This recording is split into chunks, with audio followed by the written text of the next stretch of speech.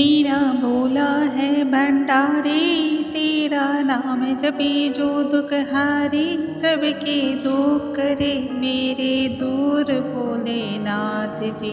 ओ मेरे भोलेनाथ जी, ओ मेरे भोलेनाथ जी।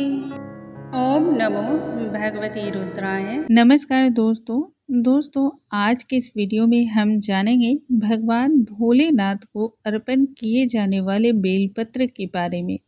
भगवान भोलेनाथ को जो बेलपत्र हम सभी अर्पण करते हैं, जो चढ़ाते हैं, इससे मिलने वाले फल अनगिनत होते हैं।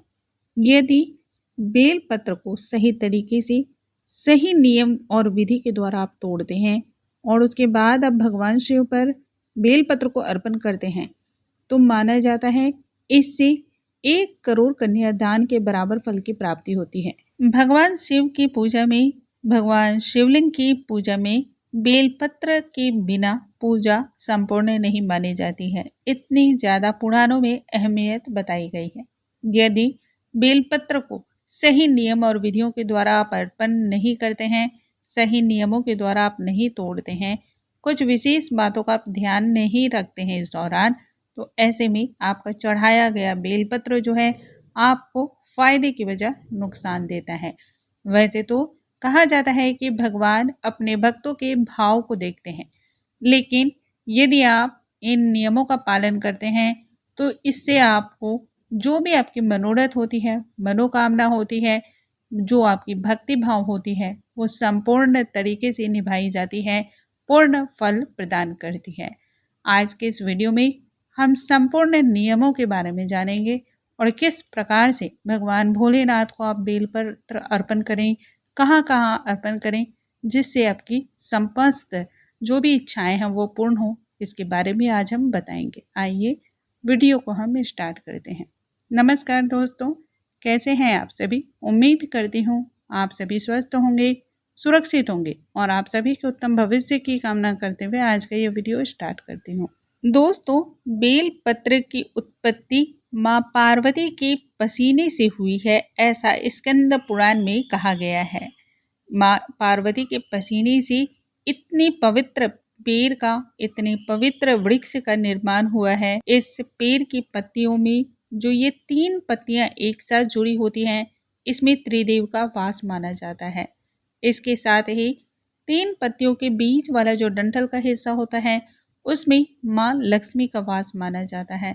आप समझ सकते हैं ये कितना ज़्यादा अहम है, कितनी ज़्यादा महत्वपूर्ण भूमिका निभाता है आपकी पूजा अर्चना को संपूर्ण बनाने में। दोस्तों, सबसे पहले आपको जानना ये चाहिए कि बेलपत्र को तोड़ते समय हमें किस बात का ध्यान रखना चाहिए।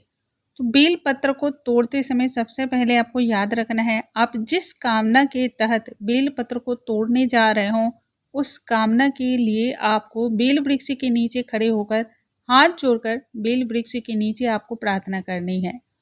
प्रार्थना करने के बाद ही आप बेलपत्र को तोड़ सकते हैं। दूसरा, कुछ ऐसी पत्तियां होती हैं जिन्हें नहाने के बगैर नहीं तोड़ना चाहिए। स्नान किए बगैर आप यदि इन पत्तियों को तोड़ते हैं तो इससे आपकी पूजा पूर्ण नहीं मानी जाती है, जिसमें तुलसी पत्र और बेल पत्र माना जाता है। इसलिए कभी भी बिना स्नान किए इन पत्तियों को नहीं तोड़ना चाहिए। बेल पत्र को तोड़ते समय भगवान शिव के किसी भी मंत्र का मानसिक तौर पे जाप करना अति फलदायी माना जाता है।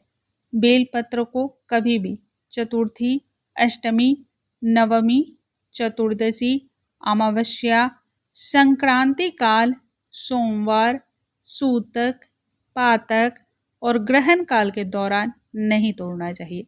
यदि आप इन तिथियों में तोड़ते हैं या इस समय काल में तोड़ते हैं तो बेलपत्र अशुद्ध हो जाता है। इससे आपको किसी भी प्रकार के फल की प्राप्ति नहीं होती है। बेलपत्र को कभी भी टहनी के समेत भी नहीं तोड़ना चाहिए।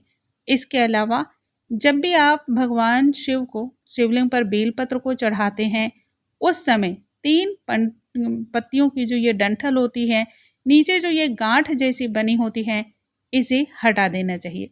यदि आप डंठल में पड़ी इस गांठ के साथ ही भगवान शिव को बेलपत्र अर्पण करते हैं तो ये अशुद्ध मानी जाती है। संपूर्ण मनोकामना को पूर्ण करने के लिए बेलपत्र को जब भी आप शिवलिंग पर अर्पण करते हो तो ये बीच वाला बेलपत्र का जो हिस्सा का डंठल का भाग होता है इस पे शहद यानी कि मधु जरूर लगाना चाहिए। साथ ही बेलपत्र की ये जो 3 पत्तियां हैं इस पर पीले चंदन आप लगाएं या फिर इस पे आप अष्टगंध से ओम या फिर श्री राम आप लिख सकते हैं। यदि आप ऐसा करके बेलपत्र को अर्पण करते हैं, कहा जाता है इससे 1000 करोड़ फल की प्राप्ति आपको होती है। तो ये बहुत ही ज्यादा विशेष होती है। एक बेलपत्र को आप 5 दिनों तक रखकर पूजा कर सकते हैं। बेलपत्र 5 दिनों तक बासी नहीं माना जाता है।